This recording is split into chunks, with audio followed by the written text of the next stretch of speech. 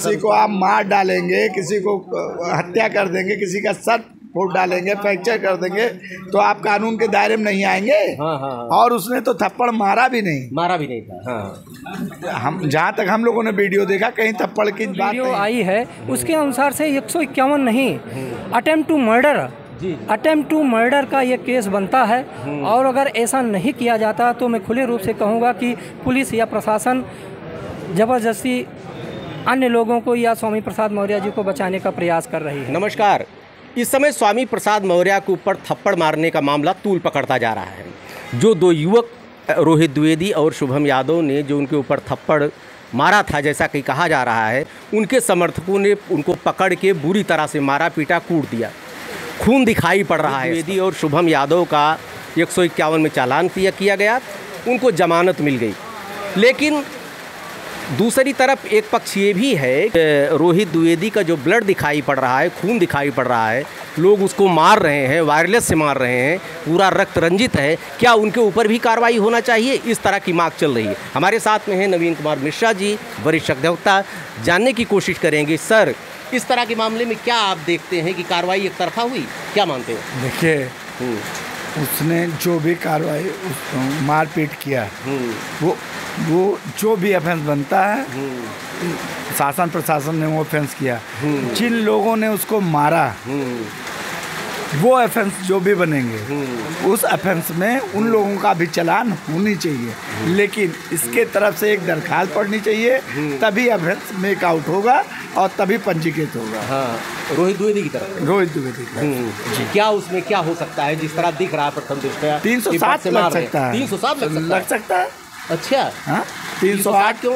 307 जानलेवा हमला किया, 308 हो सकता है, 308 हो सकता है। अगर उसके सर में फ्रैक्चर है, डीप बोन फ्रैक्चर है, तो 308 हो सकता है। तो वो तो मेडिकल कराने पे और जब वो प्रथम सूचना रिपोर्ट देगा तभी दर्ज होकर वो कार्रवाई हो सकती है। लेकिन इधर तो 151 की धारा खाली लगी। नहीं, 151 तो शांत भंग है। प्रशासन के पास और कोई क्लू नहीं है, वो तो शांत भंग है। दोनों पार्टियों में लड़ाई झगड़ा ना हो, इसके लिए 151 में प्रतिबंध कर दिया। हाँ। और आप लोगों ने मारा क्यों? हर चीज के लिए कानून है, कानून बना है। आप कानून के तहत जो भी कार्रवाई करिए उसको करना चाहिए। और मारपीट जिसने किया उसके भी खिलाफ भी कानून कार्रवाई होनी चाहिए। अच्छा जी, मतलब जो खून दिखाई पड़ रहा है वो तो हट गया। किसी को आप मार डालेंगे, किसी को हत्या कर देंगे, किसी का सर फोड़ डालेंगे, फ्रैक्चर कर देंगे, तो आप कानून के दायरे में नहीं आएंगे। हाँ। और उसने तो थप्पड़ मारा भी नहीं था। हाँ। हम जहाँ तक हम लोगों ने वीडियो देखा, कहीं थप्पड़ की बात नहीं है। कानूनी उसका मामला है और उसको रोहित का FIR दर्ज होनी चाहिए, रोहित की तरफ से। जी, अच्छा। 307 308 लगेगा जी। अगर है मेडिकल में तो 308 लगेगा। तो दिख रहा है भाई, ब्लड खून गिर रहा है। हाँ, सर पे प्रथम दृष्टया दिख रहा है, ब्लडिंग हुई है जी। ब्लडिंग हुई, वो जानलेवा हमला में आएगा। जानलेवा जी, 100% जानलेवा हमला। अच्छा। सर क्या कहेंगे, जो कार्रवाई हुई 151 की रोहित द्विवेदी के ऊपर, उस कार्रवाई को किस तरह से आप मानते हैं? देखिए, रोहित द्विवेदी के ऊपर जो 151 की कार्रवाई की गई है, हाँ। जबकि मैं ये कहूँगा कि रोहित द्विवेदी के ऊपर जानलेवा हमला किया गया। जी।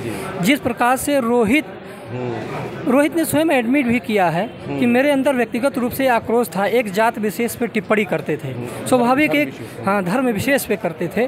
और हर व्यक्ति का अपना अनुभव होता है, सोच होती है, जो आहत होता है, और उस आहत में उन्होंने इस चीज़ को किया है। तो और जिस प्रकार से हमको लगता है कि संभवतः धारदार हथियार से उनके सिर पर हमला किया गया है और और दिखाया गया जी। और जो वीडियो आई है उसके अनुसार से 151 नहीं, अटेम्प्ट टू मर्डर का ये केस बनता है।